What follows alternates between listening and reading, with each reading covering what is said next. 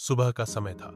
सूरज की पहली किरणें जब गांव की छोटी छोटी झोपड़ियों पर पड़ीं, तो पूरा वातावरण सुनहरी रोशनी से नहा गया। पक्षी चहचहा रहे थे और खेतों में खड़े पेड़ हल्की हल्की हवा में झूम रहे थे।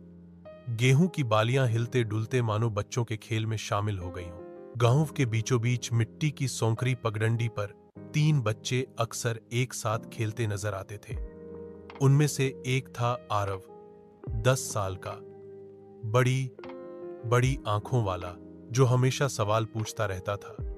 उसके चेहरे पर एक चमक थी, जैसे उसके अंदर कोई रहस्य छुपा हो। उसकी दोस्त मीरा थोड़ी गंभीर और समझदार थी। उसे किताबें पढ़ना और नई चीजें सीखना बहुत पसंद था। तीसरा दोस्त था कबीर, जो बेहद मजाकिया था। वो हर बात में मजाक ढूंढ लेता और अक्सर अपनी हरकतों से सबको हंसा देता। तीनों की दोस्ती गांव में मिसाल थी। लोग अक्सर कहते, जहां आरव होगा वहां मीरा और कबीर भी जरूर होंगे। उस दिन भी सुबह सुबह ये तीनों खेतों की तरफ दौड़ रहे थे। आज हम छुपन छुपाई खेलेंगे, कबीर ने चिल्लाते हुए कहा। नहीं, आज तो हम नदी तक दौड़ लगाएंगे, आरव बोला। मीरा मुस्कुराई। तुम दोनों लड़ना बंद करो, चलो पहले तय कर लेते हैं कि क्या खेलना है। खेलते खेलते तीनों गांव के उस हिस्से में पहुंच गए जहां एक पुराना टूटा फूटा घर था। लोग उसे भूतिया घर कहते थे।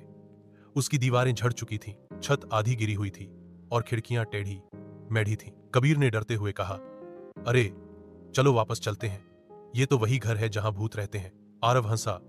भूत वूत कुछ नहीं होता, ये सब कहानियां हैं, चलो अंदर चलते हैं। मीरा ने थोड़ा सोचा, फिर बोली, ठीक है, लेकिन ध्यान से, अगर कुछ भी अजीब लगे तो तुरंत बाहर आ जाएंगे।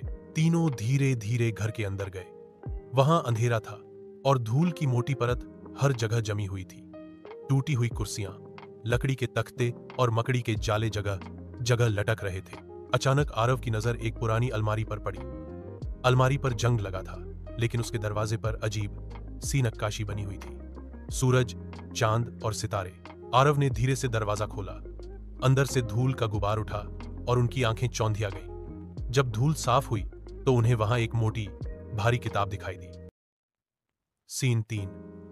जादुई किताब। किताब काली चमड़े की जिल्द में बंधी थी और उस पर सुनहरे अक्षरों से कुछ लिखा था, पर वो भाषा अजीब थी जिसे मीरा भी नहीं समझ पाई। वाह, ये तो बहुत पुरानी लग रही है, मीरा ने किताब को हाथ में लेते हुए कहा। जैसे ही आरव ने किताब खोली, पन्नों से सुनहरी रोशनी निकलने लगी। रोशनी इतनी तेज थी कि तीनों को अपनी आंखें ढकनी पड़ी।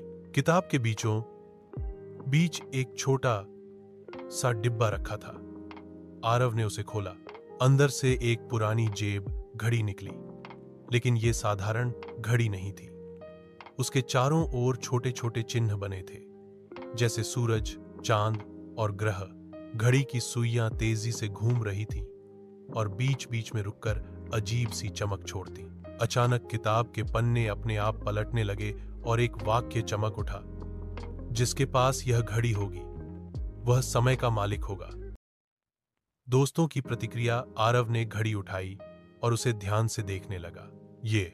ये साधारण घड़ी नहीं है, मीरा गंभीर स्वर में बोली।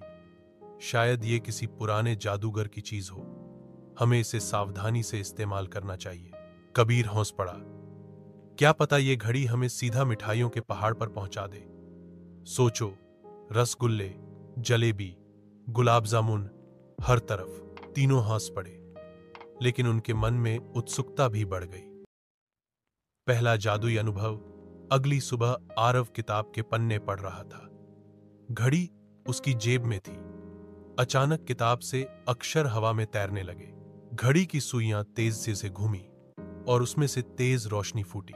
अरे, ये क्या हो रहा है, मीरा चिल्लाई। पकड़ो, मुझे लग रहा है हम उड़ रहे हैं, कबीर ने कहा। पलक झपकते ही तीनों ने खुद को एक जादुई जंगल में पाया। यहाँ के पेड़ बहुत ऊंचे थे, उनकी पत्तियां सुनहरी चमक रही थीं। हवा में मीठी सी खुशबू थी। जमीन पर फूल ऐसे खिल रहे थे जैसे किसी ने रंग बिखेर दिए हों। मीरा ने हैरानी से कहा, ये तो हमारी दुनिया नहीं है। आरव ने सिर हिलाया। हाँ, ये कोई जादुई जगह है। बोलने वाला जीव। अचानक झाड़ियों से एक छोटी सी गिलहरी बाहर आई, पर यह साधारण गिलहरी नहीं थी। उसकी आंखें चमक रही थीं और उसकी आवाज इंसानों जैसी थी। स्वागत है समय यात्रियों, मैं हूं टिंकू, तुम्हारा मार्गदर्शक। तीनों दंग रह गए। कबीर चिल्लाया, गिलहरी बोल रही है, अब तो दुनिया का सबसे बड़ा चमत्कार देख लिया। टिंकू ने हंसते हुए कहा, मजाक मत करो, तुम सबको अभी बहुत बड़ा काम करना है। खलनायक की परछाई। तभी आसमान में काले बादल छा गए, हवा तेज हो गई। एक गहरी डरावनी आवाज गूंजी, तो घड़ी मेरे दुश्मनों के हाथ लग गई है।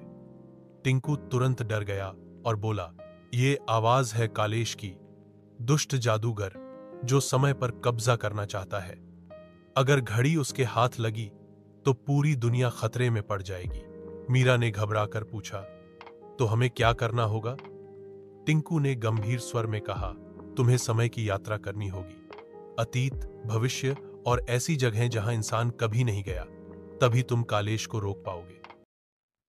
पहला संघर्ष। अचानक उनके सामने काले धुएं से बने 3 दैत्य प्रकट हो गए। उनकी आंखें लाल थीं और वे गुर्राते हुए बच्चों की तरफ बढ़े। आरव, मीरा और कबीर डर गए। अब क्या होगा? कबीर कांपती आवाज में बोला। टिंकू ने किताब खोली और उसमें से एक मंत्र पढ़ा। जैसे ही मंत्र पूरा हुआ, किताब से सुनहरी रोशनी निकली और दैत्यों को मिटा दिया। आरव ने राहत की सांस ली। तो ये किताब हमारी ढाल है। रात का शिविर जंगल में रात हो चुकी थी। तीनों बच्चों ने एक छोटी आग जलाई और टिंकू से बातें करने लगे। टिंकू ने समझाया, यह घड़ी सिर्फ खिलौना नहीं है, यह तुम्हें समय में कहीं भी ले जा सकती है, लेकिन इसे चलाने के लिए साहस और सच्चाई चाहिए। मीरा ने उत्साह से पूछा, मतलब हम राजा महाराजाओं के जमाने में जा सकते हैं? टिंकू मुस्कुराया, हां, और भविष्य भी देख सकते हो। कबीर ने तुरंत कहा, तो चलो पहले भविष्य चलते हैं। वहां उड़ने वाली कारें होंगी, रोबोट होंगे और शायद मिठाई बनाने की मशीन भी। तीनों हंस पड़े।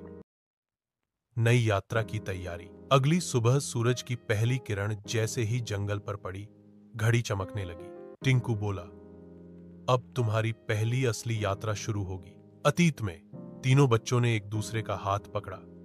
घड़ी तेजी से घूमी और वे सुनहरी रोशनी में समा गए। उनका असली रोमांच अब शुरू होने वाला था।